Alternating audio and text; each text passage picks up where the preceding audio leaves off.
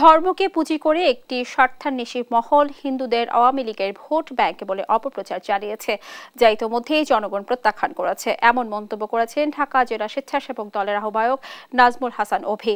বুধবার সন্ধ্যায় ধামরাইয়ের মাধব মন্দিরের বার্ষিক অষ্টপ্রহর লীলা কীর্তন ও মহোৎসব অনুষ্ঠানে তিনি এই কথা বলেন।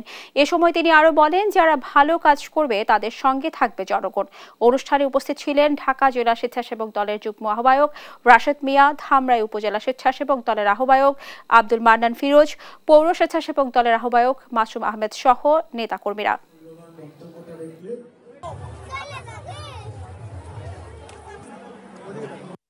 আগামী দিনে এই ভোট ব্যাংক বলে খ্যাত আওয়ামী লীগের যে ভোট ব্যাংক বলে যারা দাবি করতেন, ইনশাল্লাহ আমাদের এই 31 দফা এবং আমাদের কীর্তিকলাপ আমাদের নেতার ভাবমূর্তিতে তারা আগামী দিনে আমাদের সাথে, আমাদের পাশে থেকে আমাদের সাথে উৎসবের মতো যেভাবে আমরা আজকে উৎসব পালন করলাম, সেভাবে ভোটও আমরা উৎসবের মতো পালন করবো বলে আমরা বিশ্বাস করি।